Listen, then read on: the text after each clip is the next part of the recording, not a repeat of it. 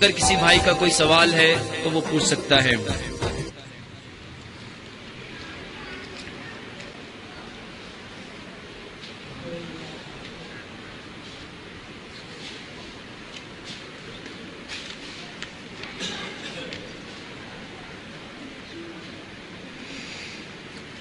بھائی کا سوال ہے، 3 سال پہلے پتے کا آپریشن کروایا تھا، تقریباً 1 مہینے سے کھانا ہضم نہیں ہوتا، معدہ جلن سے بھر جاتا ہے اور انگلیوں کے جوڑ بھی درد کرتے ہیں۔ اس کا بہترین علاج، اگر ہم صرف اور صرف پیارے پیغمبر جناب محمد صلی اللہ علیہ وآلہ وسلم کا جو کھانے کا طریقہ ہے، اگر ہم اس کو اپنا لیں تو معدے کے جتنے امراض ہیں میرے بھائیوں وہ سارے کے سارے ختم ہو سکتے ہیں۔ معدے کے جتنے امراض ہیں اس کو سمجھو، آج سے کئی ہزار سال پہلے ایک شخص آئے تھے، ان کا نام حکیم لقمان ہے۔ اگر قرآن میں اللہ تعالیٰ کسی کا نام عزت سے لے دے تو وہ ہمارے لیے قابل احترام ہو جاتے ہیں۔ حکیم لقمان کا صرف نام نہیں آیا بلکہ ایک پوری سورت حکیم لقمان کے نام کی اتری۔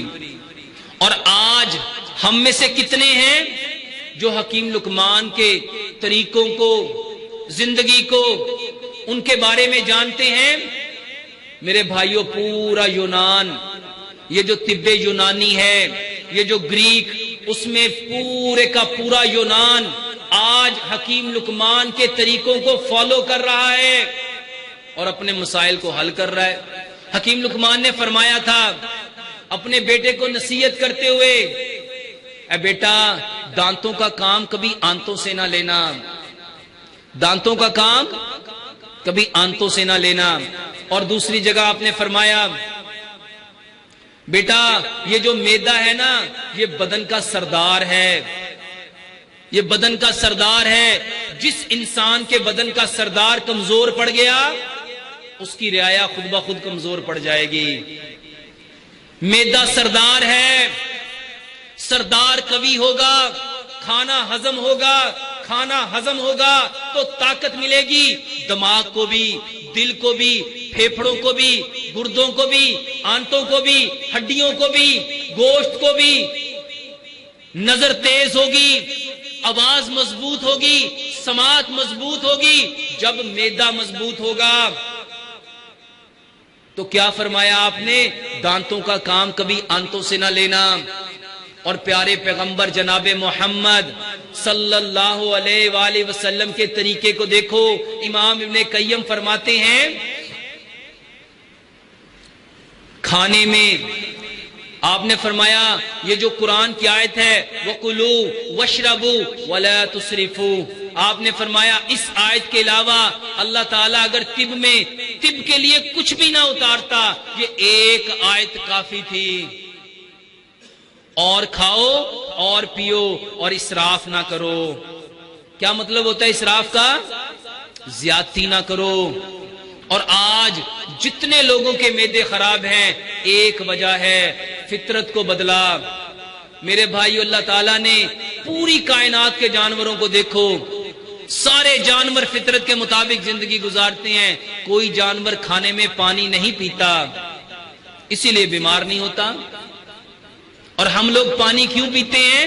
کیونکہ ہم کھانے کو چباتے نہیں، 2-4 دفعہ چبایا، نگلنے کی کوشش کی، حلق میں کھانا اٹک گیا، پانی کے ساتھ اس کو آگے دھکیلتے ہیں۔ صرف طریقہ سمجھ لو، کھانا کھانے سے آدھا گھنٹہ پہلے پانی پیو، کھانا کھانے کے 1.5 گھنٹہ بعد پانی پیو، اور ایک لقمے کو 32 بار چباؤ۔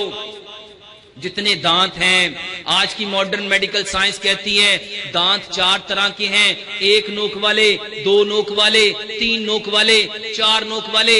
1 نوک والے کا کام ہے کاٹنا، 2 کا کام ہے پھاڑنا، 3 کا کام ہے چیرنا، 4 کا کام ہے پیسنا، کاٹنا پھاڑنا چیرنا پیسنا یہ کام تھا دانتوں کا، کیونکہ اللہ سبحانہ و تعالی نے دانتوں کو بنایا کیلشیم کا، سٹون کا، پتھر کا، اور میدے کو بنایا فائبر کا۔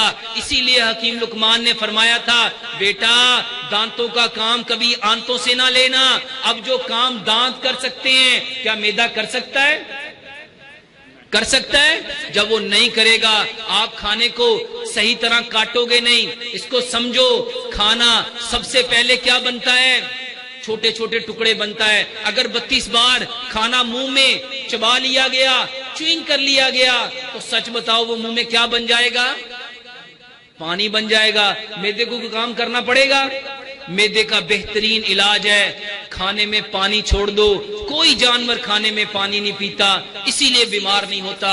اور کھانے کو 32 بار چباؤ، کھانے کو 32 بار چباؤ۔ اور تیسری بات میرے بھائیوں، کوئی جانور عصر کے بعد کھانا نہیں کھاتا۔ کبھی دیکھا کسی چڑیا کو، کسی کبوتر کو، کسی لالی کو، کسی پرندے کو، کسی جانور کو کہ وہ عصر گزرنے کے بعد آپ کو زمین پہ نظر آئیں؟ وہ کہاں ہوتے ہیں؟ وہ اپنے گھروں کی طرف اڑنے کی تیاریاں کر رہے ہوتے ہیں۔ اور مغرب کے بعد تو کوئی پرندہ نظر ہی نہیں آتا۔ میرے بھائیو، آج کی ماڈرن میڈیکل سائنس کہتی ہے یہ جو میدا ہے یہ اپنے سارے کے سارے افعال سورج کے ساتھ شروع کرتا ہے۔ جب سورج غروب ہو جاتا ہے تو میدا اپنا کام کرنا بند کر دیتا ہے۔ اور آج آپ کو ایک حکمت کی بات بتاتا ہوں، مزے کی بات، پتے کی بات بتاتا ہوں۔ آج کی ماڈرن میڈیکل سائنس کہتی ہے سارا سال میدا سورج کے ساتھ چلتا ہے، اور سال میں 1 ماہ ایسا آتا ہے جب میدا سورج کے ساتھ نہیں چلتا، اس کے اپوزٹ ہو جاتا ہے۔ اس وقت وہ کیا کرتا ہے؟ اس وقت ماڈرن میڈیکل سائنس بتاتی ہے یہ سورج اور زمین ایک ایسے اینگل میں آ جاتی ہیں، یہ جو اس کے درمیان میں لیئر ہے اوزون کی، اس کے اندر سے کچھ ایسی خطرناک الٹرا وائلٹ ریز نکلتی ہیں، وہ جسموں کے اوپر ٹکراتی ہیں۔ اگر ان دنوں میں کسی بندے کے جسم میں 1 گھونٹ پانی بھی ہوگا تو اس کا جسم زخمی ہوگا، بیمار ہوگا، تکلیف میں ہوگا۔ اور جس کو سائنس وہ دن کہتی ہے، ہمارا اسلام اس کو رمضان کہتا ہے۔ سائنس کہتی ہے ان دنوں میں سورج نکلنے سے پہلے کھاؤ اور سورج غروب ہونے کے بعد کھاؤ۔ میرے بھائیوں، یہ دین ہے، دین۔ اور آج پوری دنیا یہ جو اسلام میں کنورٹ ہو رہی ہے، اس دین کے اوپر ریسرچ کر کے، تحقیق کر کے مسلمان ہو رہی ہے۔ اور ہم مسلمان جن کے پاس اسلام، دین، ایک واضح کتاب، کھلی دلیل موجود ہے، مگر وہ پھر بھی بہک رہا ہے۔ یہی وجہ ہے ہم پریشان ہیں۔ میدے کا بہترین علاج 3 کام کرو۔ کھانے میں پانی چھوڑ دو، کھانا کھانے سے آدھا گھنٹہ پہلے پانی پیو، 1.5 گھنٹہ بعد پانی پیو، 1 لقمے کو 32 بار چباؤ۔ صبح کا کھانا 60% کھاؤ، دوپہر کا کھانا 30% کھاؤ، شام کا کھانا 10% کھاؤ۔ اس کو سمجھو پیارے پیغمبر جناب محمد صلی اللہ علیہ وآلہ وسلم کے طریقے سے آپ نے زندگی میں جو بھرپور کھانا کھایا ہے وہ صبح کے وقت ہی کھایا ہے۔ جرمن کا مقولہ تھا، جرمن لوگ کہا کرتے تھے بریک فاسٹ لو کنگ کی طرح، بادشاہ کی طرح، لنچ لو پرنس کی طرح، شہزادوں کی طرح، اور رات کا کھانا لو بیگر کی طرح، بھکاریوں فقیروں کی طرح۔ میرے بھائیوں، سورج جب صبح اٹھتا ہے، سورج نکلتا ہے، اس وقت کھانا میدا پوری طاقت میں ہوتا ہے، وہ جو کھائے گا بھرپور طاقت دے گا۔ اس کو سمجھو 50 سال پیچھے پلٹو، پنجاب کا کلچر تھا، پراٹھے کب کھائے جاتے تھے، بونگ کب کھائی جاتی تھی، یہ جو سری پائے تھے کس وقت کھائے جاتے تھے، نہاری کس وقت کھائی جاتی تھی، مغز کس وقت کھایا جاتا تھا، یہ لسی دہی پراٹھے یہ ہم کس وقت کھاتے تھے؟ صبح کے وقت۔ صبح کے وقت یہ چیزیں جسم کو تقویت دیتی ہیں، طاقت دیتی ہیں۔ میدا پورا اس کو ہضم کرنے کے لیے اپنی ساری سکریشن دیتا ہے۔ مگر کیا ہوا، ہم نے یورپ کو فالو کیا، جس طرح وہ صبح اٹھتے ہی لائٹ سا بریک فاسٹ کرتے ہیں، ایک کپ چائے، 2 سلائس، ایک آملیٹ کے ساتھ۔ ہم نے بھی ان کی نقالی کرنا شروع کر دی اور اپنی فطرت کو، اپنی اصل کو، اپنی جبلت کو، اپنے کلچر کو ہم نے چھوڑ دیا، اسی وجہ سے پریشان ہیں۔ میرے بیٹے کا علاج شروع سے ہو رہا ہے لیکن یہ چل نہیں سکتا اور بولنے میں بھی الفاظ ٹھیک ادا نہیں ہوتے ہیں، اس کو دیکھتے ہیں بعد میں۔ اور کسی بھائی کا کوئی سوال ہے؟ ہاں، اس کو سمجھو قرآن سے۔ آپ نے سورہ کہف کبھی پڑھی؟ اس میں اللہ تعالیٰ نے غار میں جن کو سلایا تھا ان کا تذکرہ کیا، اور رب نے کیا فرمایا تھا؟ ہم ان کی کروٹیں سائنس بھی یہی کہتی ہے، زمین کے اندر ایک گریویٹیشنل فورس ہے۔ زمین کے اندر کیا ہے؟ گریویٹیشنل فورس ہے۔ ایک طرف بندہ لیٹ ہی نہیں سکتا تو وہ تھوڑی دیر کے بعد کروٹ بدل سکتا ہے، لیکن کبھی بھی اس سائیڈ پہ تھوڑی دیر لیٹنے کے بعد سائیڈ چینج کر لو۔ سونا کی ابتدا آپ نے ادھر سے کرنی ہے۔ نیند کو اللہ کے نبی نے کیا فرمایا؟ النوم اخت الموت، نیند موت کی کیا ہے؟ بہن ہے۔ تو میرے بھائیوں، ہم نے سونا سنت کے مطابق ہے، اس کے بعد رب جدھر کو چاہے جیسے چاہے ہماری کروٹ بدلا دے۔ جیسے وہ اصحاب کہف کی بدلتا تھا رب، ویسے ہماری بھی خود ہی بدلتا ہے۔ اللہ تعالیٰ ہم سے محبت کرتا ہے۔ اللہ ہم سے کیا کرتا ہے؟ جب جسم کو ضرورت ہوتی ہے نا، اللہ خود ہی کروٹ بدل دیتا ہے، کیونکہ ہم کس وقت نیند کی حالت میں کہاں ہوتے ہیں؟ موت۔ تو موت میں بندہ کس کے پاس جاتا ہے؟ اللہ کے پاس۔ تو وہ اللہ کا اور بندے کا معاملہ ہے، تو وہ کروٹ لے لے گا تو اللہ تعالیٰ خود ہی ان کی کروٹ کی جب باڈی کو ضرورت ہوگی وہ اس وقت چینج کر لے گا۔ اور کسی بھائی کا کوئی سوال؟ نیند کتنی لینی چاہیے؟ ماشاءاللہ، اگر آپ دیکھو پیارے پیغمبر جناب محمد صلی اللہ علیہ وآلہ وسلم کی زندگی کو، تو آپ عشاء پڑھ کے سوتے تھے اور دوسرے پہر اٹھ جاتے تھے۔ رات کے دوسرے حصے میں، تیسرے حصے میں تو سحر ہو جاتی ہے۔ بہترین نیند میرے بھائیو، جو آج کی ماڈرن میڈیکل سائنس کہتی ہے، عشاء پڑھنے کے بعد میکسیمم 1 گھنٹہ۔ کتنے بجے عشاء ہو رہی ہے؟ 1 گھنٹہ گزر گیا، کیا ٹائم ہوگا؟ 8:30۔ یہ سونے کا بہترین ٹائم ہے۔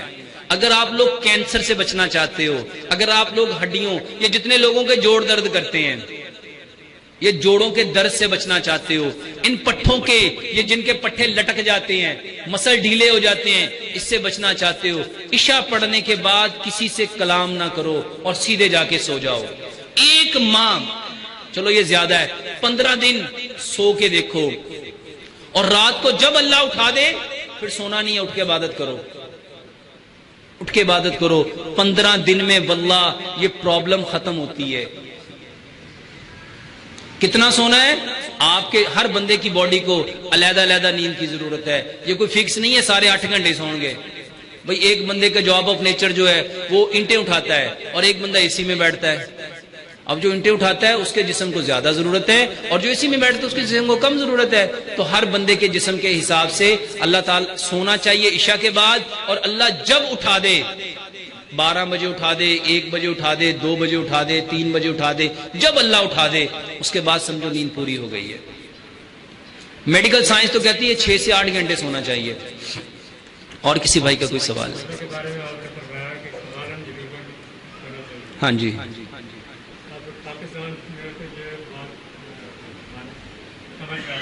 ٹھیک ہے۔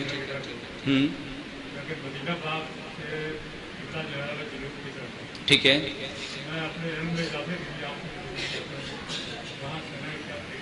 اس کے سونے کا طریقہ وہی ہوگا، قبلے کی طرف آپ کا فیس ہوگا، چہرہ آپ کا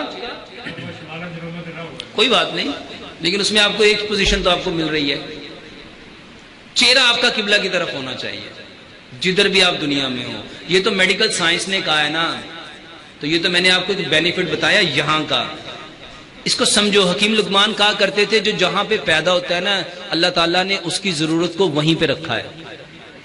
آپ سن کے حیران رہ جاؤ گے۔ حکیم لقمان کہا کرتے تھے کہ جو بندہ صحرا میں رہتا ہے، جو بندہ صحرا میں رہتا ہے، اس بندے کے اوپر کبھی بھی سبزے والی دوائیاں اثر نہیں کر سکتی۔ اور یہ جتنا امپورٹنٹ کا یہاں پہ کنسیپٹ دیا جاتا ہے نا، بندے فخر نہ دس دے ساڑی دوائی امریکہ تو آندھی ہے، کہتے ہیں نا، واللہ قسم کھا کے کہہ رہا ہوں امریکہ کی دوائی پاکستان ایشیا کے لوگوں کے اوپر افیکٹ ہی نہیں کر سکتی. اور یہ میں نہیں کہتا، گوگل پہ جا کے سرچ کر لینا، جو امریکہ میں دوائی بنی ہے وہ ایشین پیپل کے اوپر ریسرچ کر کے بنی ہے. کن کے اوپر ریسرچ کی ہے؟ امریکہ کی دوائی امریکہ کے لوگوں کے اوپر ریسرچ ہوئی. اور بتاؤ اگر وہاں پہ اگر یورپ میں ایک دوائی کی ریسرچ ہوئی ہے تو یورپ میں ٹیمپریچر ہے اگر سپوز -5، تو وہاں کی ریزسٹنٹ پاور کیا ہوگی؟ ان کی طاقت کیسی ہوگی؟ ان کی قوت کیسی ہوگی؟ کیا وہ دوائی ایشیا کے ان لوگوں کے لیے جہاں پہ ٹیمپریچر 52 پہ چلا جاتا ہے کیپیبل ہوگی؟ تو جو بندہ جہاں پیدا ہوتا ہے اسی کو سمجھو، ایک بہت بڑا مسئلہ حل ہو جائے گا. پاکستان میں چائے اگتی ہے، چائے پیدا ہوتی ہے. میرے بھائیوں حکیم لقمان کہا کرتے تھے، بلکہ امام نے قیم نے زاد المعاد کے اندر بھی لکھا ہے، جو چیز جہاں پیدا نہیں ہوتی وہ ان لوگوں کو نہیں کھانی چاہیے. ایک بندے نے مجھے، ایک بہت بڑے مفتی صاحب نے مجھ سے سوال کیا، اس کا مطلب تو یہ ہوا یہاں زیتون بھی نہیں ہوتا. میں کہ اللہ تعالیٰ نے زیتون کا الٹرنیٹ بھی دیا ہے. کیا ہو سکتا ہے زیتون کا الٹرنیٹ؟ جہاں پہ زیتون ہوتا ہے وہاں سرسوں نہیں ہوتی، اور جہاں پہ سرسوں ہوتی ہے آپ سن کے حیران رہ جاؤ گے. زیتون جو ہے وہ ڈرائی آئل ہے، خشک آئل ہے، اور جو سرسوں ہے اس میں نمی ہے. اس میں کیا ہے؟ ہم کس جگہ پہ رہتے ہیں؟ ہم رہتے ہیں گرم پانیوں کی زمین، اور جتنا ڈیزرٹ ہے صحرائیں ہیں. اور جا کے دیکھیے گا اسپین کے اندر، سیریا کے اندر یہ جو آئل ہے وہاں پہ اکثر ویدر ڈرائی رہتا ہے، اور یہ اللہ تعالیٰ نے انہی لوگوں کے لیے بنایا ہے. اور کسی بھائی کا کوئی سوال؟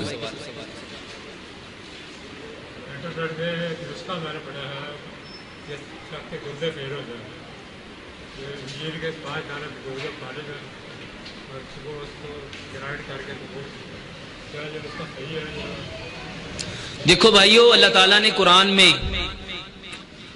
اللہ تو صرف نام لے لے تو وہ چیز عزت والی ہو جاتی ہے. انجیر کی تو اللہ نے کیا کیا ہے؟ قسم کھائی ہے. قسم کس کی کھائی جاتی ہے؟ قسم جس کی قسم اللہ کھائے. ہم نے تو اللہ کی قسم کھانی ہے نا، تو جس کی قسم اللہ کھائے کتنے فائدے ہوں گے. انجیر کے بارے میں پوری بے شمار کتابیں لکھی جا چکی ہیں. انجیر کے بارے میں، زیتون کے بارے میں، تلبینہ کے بارے میں، نبیذ کے بارے میں، سرید کے بارے میں پورے یورپ میں تحقیق ہو رہی ہے. واللہ مسلمانوں کو تو پتہ ہی نہیں. جاؤ جا کے چائنا میں دیکھو، یہاں تو تلبینہ کھانے والے شاید کوئی لوگ ہوں. 80% جرمن لوگ تلبینہ کھاتے ہیں. چائنا میں غربت ہی غربت ہے، لیکن گورنمنٹ اپنے خرچے پہ ان لوگوں کو تلبینہ کھلاتی ہے. ایسے مسلمانوں بیچاروں کو پتہ نہیں تلبینہ ہوندا کی ہے. کتنے لوگ ہیں جن کو پتہ ہے تلبینہ کیا ہوتا ہے؟ ہاتھ کھڑا کریں گے. نبیذ، واللہ پورے یورپ میں نبیذ کی مہم چل رہی ہے. اپنے بڈھوں کو نبیذ پلاؤ. بتایا کس نے؟ نبیذ کے بارے میں بتایا کس نے؟ پیارے پیغمبر جناب محمد صلی اللہ علیہ وآلہ وسلم. سچ بتاؤ مسلمانوں میں سے کتنوں کو پتا ہے؟ پتہ ہی نہیں.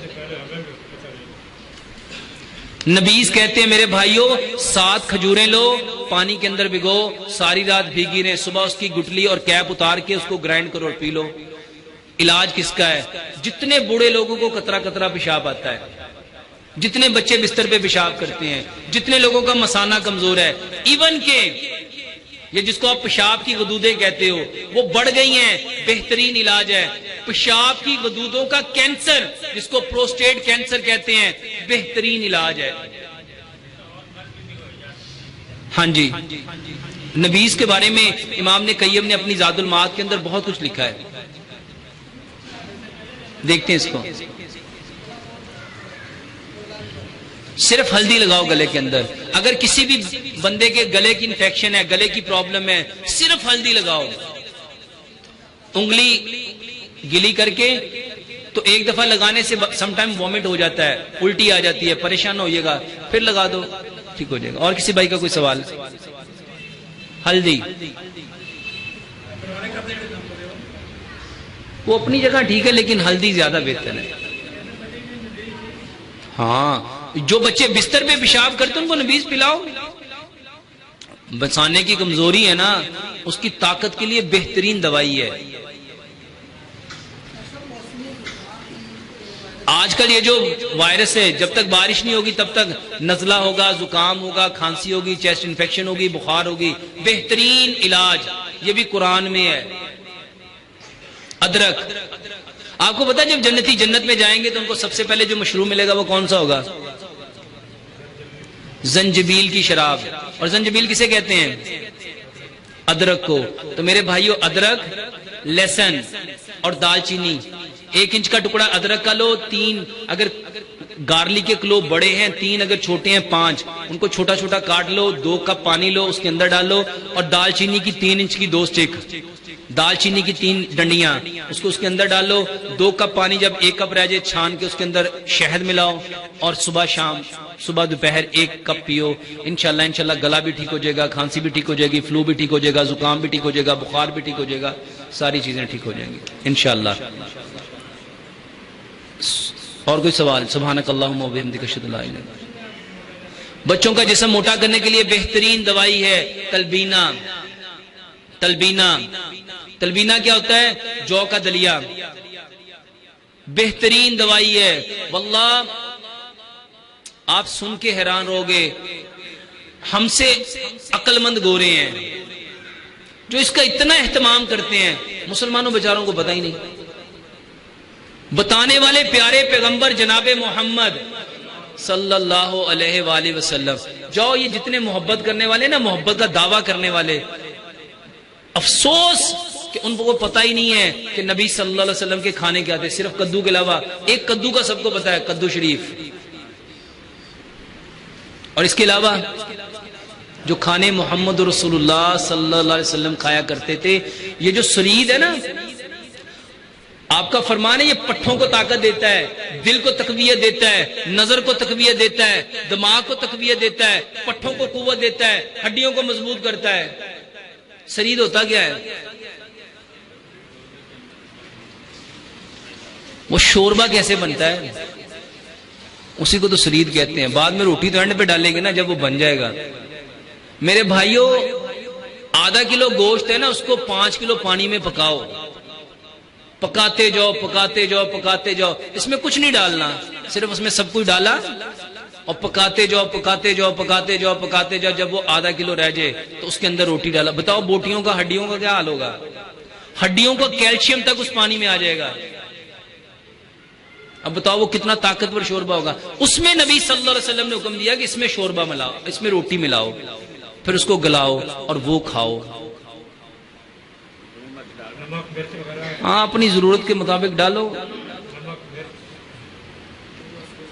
حسب ذائقہ وہ ڈالو۔ لیکن ساری چیزوں ہم کیا کرتے ہیں؟ ہم تو گھی میں پن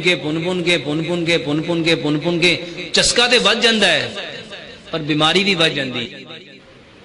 آپ سن کے حیران ہوں گے، ایک ملک ایسا ہے، اس کو سمپل سمجھو، جب چیز کو فطرت سے ہٹا دو گے، جب چیز کو فطرت سے ہٹا دو گے تو سچ بتاؤ کیا وہ تمہیں نفع دے گی؟ ایک ملک ایسا ہے وہاں پہ ہر چیز فطرت کے مطابق کھائی جاتی ہے، بتا سکتا کون سا ہوگا؟ ہاں جی، دیکھو بابیاں نو ہی پتا ہے، چائنا۔ بھائی جان، چائنا میں ایز اٹ جس فارم میں رب تعالیٰ نے پیدا کیا ہے نا، اسی فارم میں۔ ایک بات اور مزے کی بتاتا ہوں، یہ جو ہم پھلوں کے اوپر کبھی لیمو ڈالتے ہیں، کبھی مسالہ ڈالتے ہیں، ہمارے ایک استاد کہنے لگے، وہ گورے تھے، وہ کہنے لگے اگر اس میں نمک مسالے کی ضرورت ہوتی نا تو اللہ تعالیٰ ڈال کے بھیجتا۔ پھل کو اسی حالت میں کھاؤ جس حالت میں رب نے دیا ہے۔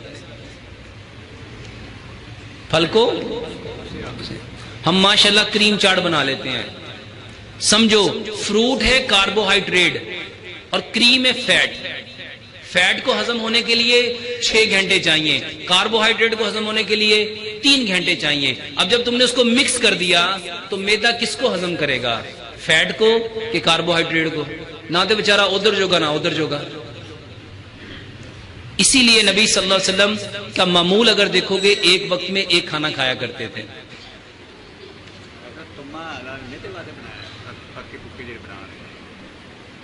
ہاں جی اچھا ہے، بہت اچھا کلمہ. ٹھیک ہے جی، سبحانک اللہم و بحمدک اشہد ان لا الہ الا انت استغفرک.